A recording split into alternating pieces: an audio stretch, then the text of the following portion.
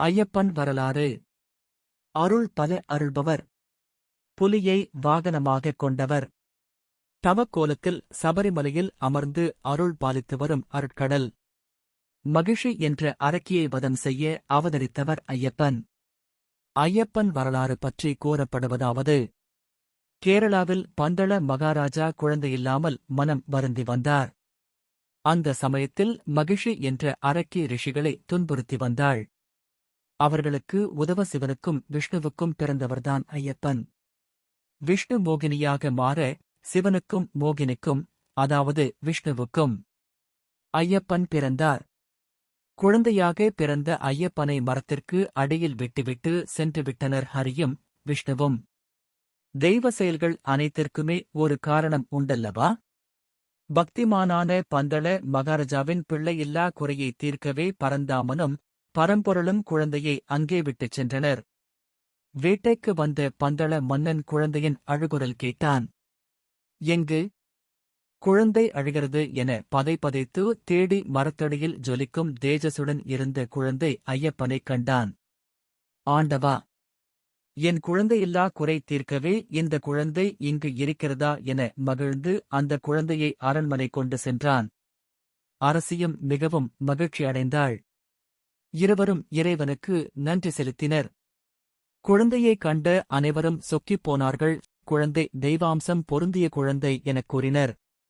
கழுத்தில் மணியுடன் பிறந்ததால் குழந்தைக்கு மணிகண்டன் என்று பெயரிடலாம் என்று முடிவு செய்து மணிகண்டன் என பெயரிட்டு அன்போடு பாராட்டி சீராட்டி வளர்த்து வந்தனர்.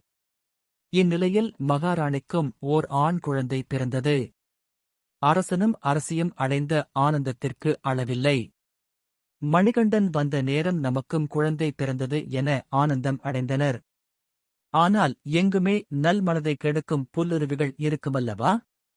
ஐயப்பன் உங்களுக்கு பிறந்த மகன் அல்ல, ஆனால் அவனையே தலைப்பிள்ளை போல் சீராட்டி வளர்க்கிறீர்கள்.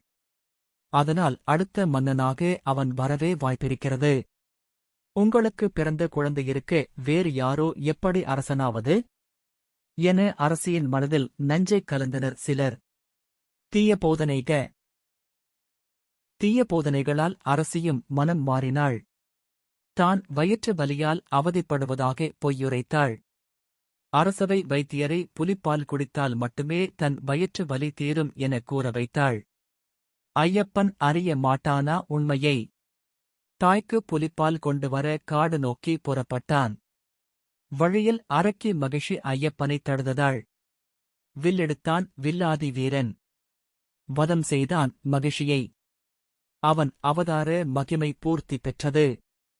தேவர்கள் பூமாரி பொழிந்தனர். இந்திரனே புலியாக மாற மற்ற தேவர்கள் புலியாக புடைசூழ புலி மேல் ஏறி நாடு சென்றான் ஐயப்பன். புலி மேல் வந்த மணிகண்டனைக் கண்டு பதறிப்போனாள் அரசி. தான் செய்த தவறுக்கு மன்னிப்பு கேட்டு புலிகளை திருப்பி அனுப்புமாறு வேண்டினாள். ஐயப்பனும் அவ்வாறே செய்து அருளினார்.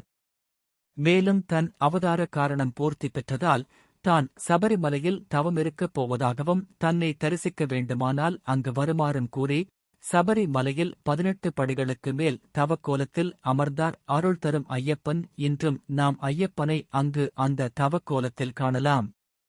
ஐயப்பனின் இரு கால்களில் துண்ட கட்டியிருக்கப்பட்டிருப்பதைக் காணலாம். அதற்கும் ஒரு காரணம் கூறப்படுகிறது. ஐயப்பனைக் காண பந்தள மகாராஜா ஒரு முறை வந்தபோது ஐயப்பன் தன் தந்தை என்ற காரணத்தால் எழ முயன்றபோது இறைவன் தனக்கு மரியாதை செய்ய எழுந்திருக்கக் கூடாது என்பதற்காக தன் தோளில் போட்டிருந்த பட்டு அங்கவஸ்திரத்தை ஐயப்பனை நோக்கி அவர் தூக்கிப் போட்டார். அந்த அங்கவஸ்திரம் ஐயப்பன் காலைச் சுற்றிக் கொண்டதாகவும் கூறப்படுகிறது. உற்று நோக்கினால் ஐயப்பன் அமர்ந்த கோலத்திலிருந்து சற்றே எழுந்திருப்பது போல் தோன்றும் எனக் கூறுகிறார்கள்.